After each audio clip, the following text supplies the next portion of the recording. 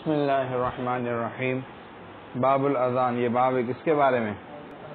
اذان کے بارے میں۔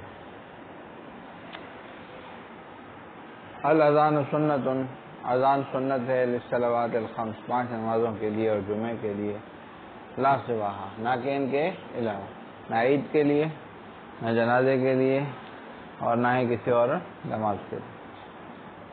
للنقل المتواتر، نقل متواتر کی وجہ سے کہ متواتر طور پر انہی نمازوں کے لیے منقول ہے، حدیث میں یہی منقول ہے۔ صفت الاذان، اور اذان کا طریقہ یہ ہے، اذان کا طریقہ معروف مشہور ہے، ٹھیک ہے۔ وہ اور وہ اس طرح ہے جیسے کہ اذان دی اس فرشتے نے جو اترا آسمان سے، سمجھا؟ اور نہیں ولا ترجیح فی، اذان میں ترجیح نہیں ہے۔ ترجیح کہتے ہیں کہ 2 مرتبہ آہستہ پڑھے، اشہد ان لا الہ الا اللہ، اشہد ان لا الہ الا اللہ 2 مرتبہ آہستہ پڑھے اور 2 مرتبہ زور سے پڑھے۔ آئی بات سمجھ میں؟ اس طرح اشہد ان محمد رسول اللہ بھی 2 مرتبہ آہستہ 2 مرتبہ زور سے، اس کو کہتے ہیں ترجیح۔ کیا یہ ہمارے نزدیک نہیں، امام شافعی فرماتے ہیں ترجیح ہے۔ وہ اصل میں یہ ہے کہ کیا ہے، حضرت ابو محذورہ رضی اللہ تعالیٰ عنہ چھوٹے بچے تھے، حضور صلی اللہ علیہ وسلم نے ان کو اذان سکھائی، تو اس ٹائم انہوں نے 2 دفعہ آہستہ کہا، 2 دفعہ تیز، ٹھیک ہے۔ ہم کہتے ہیں کہ بھائی وہ تعلیم کے لیے تھا، ہم جیسے استاد بولتا ہے شاگرد کو بول اشہد ان لا الہ الا اللہ، اشہد ان لا الہ الا اللہ، اس نے آہستہ بولا ہوگا اشہد ان لا الہ الا اللہ، زور سے بول اشہد ان لا الہ الا اللہ، پھر انہوں نے زور سے بولا ہوگا، سمجھا؟ تو آئی بات سمجھ میں؟ تو 2 مرتبہ آہستہ 2 مرتبہ زور سے وہ کہتے ہیں یہ ترجیح ہے، اور ہم کہتے ہیں ترجیح نہیں ہے، یہ بحث تعلیم کے لیے تھا۔ کس کے لیے؟ فلا ترجیع فیہ، اس میں ترجیح نہیں ہے۔ وہ اور وہ یہ ہے کہ ان یرجع، کہ وہ لوٹائے، فیرفع صوتہ بالشہادتین، پس بلند کرے اپنی آواز شہادتین کے ساتھ، بعد ما خفض، آہستہ کہنے کے بعد۔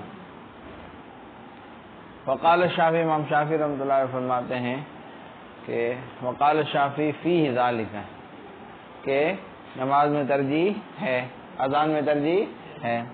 یہ حدیث ابی محذورہ رضی اللہ تعالیٰ عنہ، ابو محذورہ رضی اللہ عنہ کی حدیث کی وجہ سے کہ بے شک نبی پاک صلی اللہ علیہ وسلم نے ان کو حکم دیا ترجیع کا، کس کا؟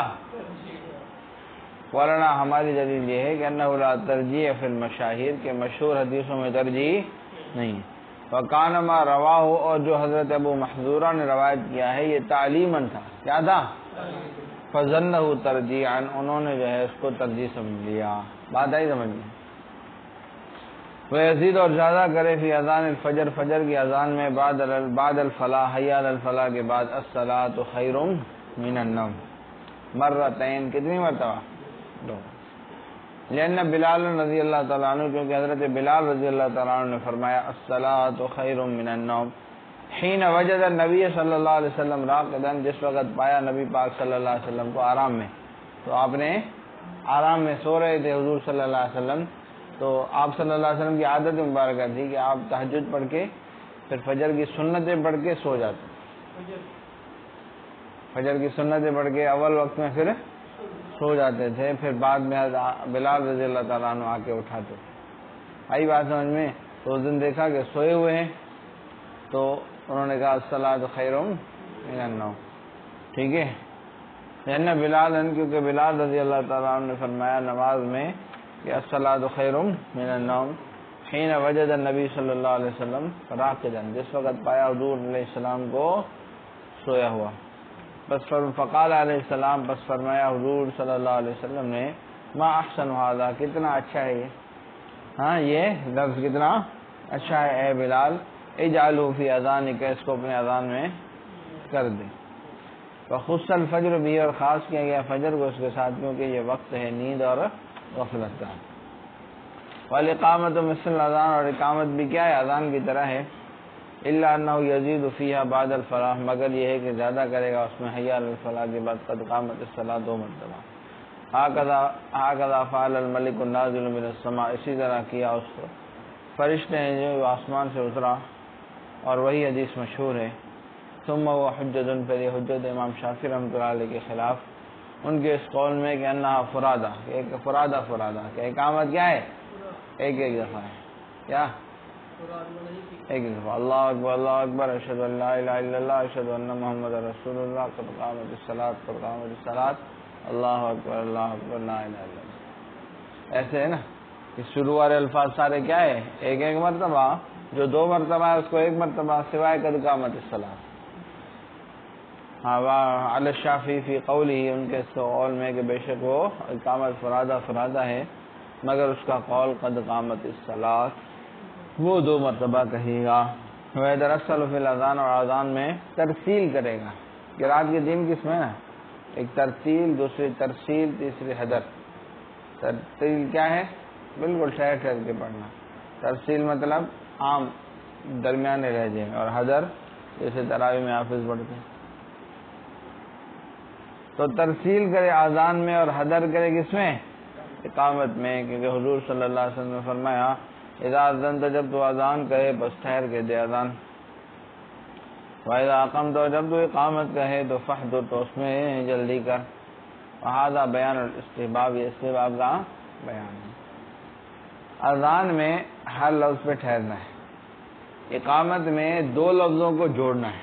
اذان میں جو 2 الگ الگ ہوتے ہیں نا ان کو جوڑنا ہے، لیکن جوڑنے میں بھی وقفاً جوڑنا ہے. کیا؟ اللہ اکبر اللہ اکبر اللہ اکبر اللہ اکبر، ٹھیک ہے؟ اللہ اکبر نہیں کہنا، اللہ اکبر اللہ اکبر اللہ اکبر، ایسے سمجھا؟ اللہ اکبر اللہ اکبر اللہ اکبر اللہ اکبر، ٹھیک ہے؟ اشہد ان لا الہ الا اللہ اشہد ان لا الہ الا اللہ اشہد ان محمد رسول اللہ اشہد ان محمد رسول اللہ حی علی الصلاۃ حی علی الصلاۃ. اس کو بھی وقفاً کہنا ہے. بعض کہتے ہیں حی علی الصلاۃ تو حی علی الصلاۃ، ایسے نہیں. حی علی الصلاۃ حی علی الصلاۃ حی علی الفلاح حی علی الفلاح قد قامت الصلاۃ قد قامت الصلاۃ. یہاں پہ بھی قد قامت الصلاۃ تو قد قامت الصلاۃ نہیں، قد قامت الصلاۃ قد قامت الصلاۃ. اللہ اکبر لا الہ الا اللہ. سمجھ میں آئی بات؟ ہاں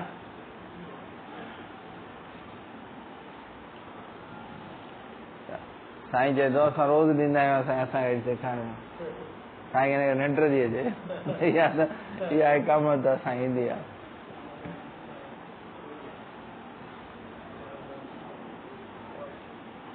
وَيَسْتَقْبِلُ بِهِمَا الْقِبْلَةَ، اور ان دونوں کے ساتھ یعنی اقامت اور اذان میں قبلے کی طرف منہ کرے.